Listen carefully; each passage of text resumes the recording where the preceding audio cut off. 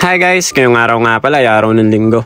Wala nga tayong pasok ngayon kaya naman panibagong video na naman yung may share namin sa inyo. Medyo late na nga kami nagising nito guys, ayun ang mga 10:00 na nga ng umaga. Kaya ayan, gising na nga lahat ng mga bata, tapos si Mami Cherry naman nagtutupi na ng mga nilaban niya kahapon. Tapos ako naman guys pagkatapos ko nga magkape naghiwa na ako ng mga gulay na gagamitin namin. Naisipan nga namin na magluto ulit ng cream stew dahil nga paborito to ng mga bata at lalong lalo na si Ate Sauri. Bale ako nga lang pala nagready ng mga gulay at saka ng iba pang ingredients na gagamitin. Beef nga pala gagamitin natin guys, medyo manipis nga lang yung ginamit namin dyan kasi yun lang yung meron kami. Tapos si Mami Cherry na nga din pala yung nagluto nito dahil mas kabisado niya yan sa akin lutuin, kaya siya na lang yung nagluto. Habang nagluluto naman si Mami Cherry guys, si Bochog niya naman nagagalit, parang pinagagalitan yung nanay niya kasi iniwan siya dun sa may higaan Sabi ko sa kanya maghintay ka, nagluluto pa si Mami Tapos nung naluto na nga yung mga gulay at saka yung laman, nilagyan na nga ni Mami Cherry ng gatas. Tapos hinintay na lang namin kumulo guys hanggang sa lumambot yung mga gulay. Yun nga lang, habang nagluluto si Mami Cherry, nakalimutan ko pala bumili nito guys, yung hinahalo sa may cream stew. Ito kasi yung pampalapot niya guys, tsaka yung pampalinamnam. Kaya binilisan ko na nga lang magbike para makabalik ako agad. Pagbalik ko naman sa bayan, nakita ko si Bochog nakatulog na sa balikat ni Mami Cherry tapos tumutulo pa yung laway.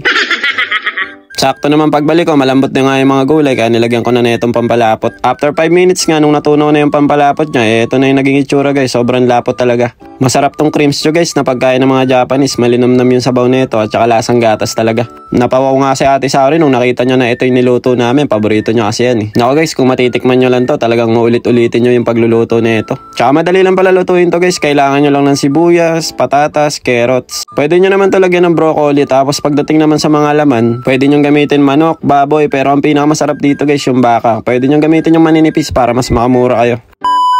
Bale, eto naman guys, mga 2:00 nga ng hapon naisipan naman namin lumabas. Kung mapapansin nyo nga kasi guys, halos 3 linggo na nga kami hindi gumagala, kaya naman naisipan namin ni Mami Cherry na ilabas naman yung mga bata. Medyo malapit lang din naman guys yung paggagalaan namin, papunta lang naman kami dito sa may Musashi Kosugi Station. Isang bus nga lang pala yung sinakyan namin at saka isang train, kaya naman mabilisan lang talaga yung biyahe natin. After 20 minutes nga ng biyahe namin ay nakarating na kami dito guys sa may Grand Tree malapit sa Musashi Kosugi Station. Medyo maambon nga ngayong araw guys pero hindi naman sobra, yung konting-konti lang talaga. Pagpasok na namin sa loob umakyat na kagad kami at naghanap kami ng pwede naming maupuan. Si Bocho guys mukhang may tinatarget na naman malayo ang tingin Bali sa loob nga pala nito guys ay mayroong isang libreng laruan yung mga bata na nakikita nila yung sarili nila sa camera. Kung makikita nyo nga si Sauri at Seichi ay naglalaro sila guys at nakikita sila dun sa may screen. Maya nga pumasok na rin kami ni Bochog dito guys. Yun nga lang medyo kinakabahan ako kasi sobrang likot ni Bochog guys. Lakad ng lakad tapos may mga bata dito na nagtatakbuhan. Ilang beses na nga nabangga ng mga bata kanina, bali wala lang sa kanya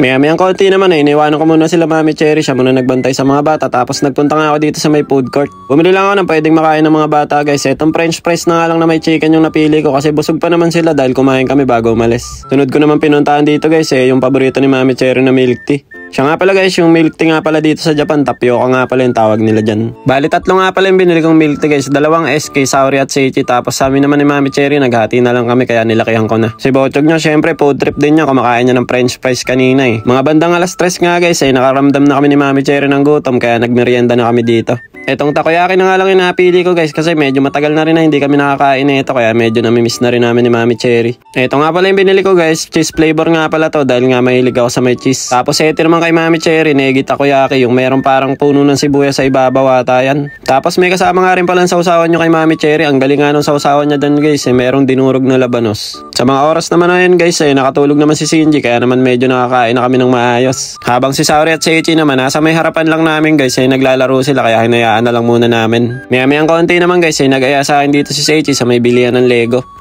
Tumingin-tingin nga lang kami dyan guys kasi ang dami na lang nakabuo na Lego dito kaya medyo nakakalibang din. Ang cute nga nung nakita namin dito guys, meron pa si Santa Claus kasi medyo malapit na nga yung Pasko May libre nga rin palang laruan dito guys kaya kahit hindi naman kayo bumili, malilibang na rin yung mga bata. Si Seichi nga guys, halos ayaw nang umalis dito kanina, pinilit ko lang yan Ang gaganda kasi ng mga Lego pero ang gaganda rin ng mga presyo. Hindi ko rin naman sinabi na ayaw ko siyang bilan pero hindi naman kasi kasama sa budget namin guys na bumili ng laruan. Pumunta lang din kasi kami dito para ilibot sila at kumain lang din sa may food court. Nagulat nga ako, sabi ni Mami Cherry, ihi daw sila ni Ate Sauri pagbalik meron ng dalang ice cream Habang si Bochog nyo naman guys medyo napasarap nga yung tulog niya kaya naman kinuha ko muna para si Mami Cherry makakain ng ice cream. Nako guys, napakahaba nga ng tinulog ni Bochog kanina, nagising na nga lang yan, malapit na kami sa bahay After nga nila kumain ng ice cream, nagpunta naman kami dito sa Toilo Park guys, maraming laruan dito.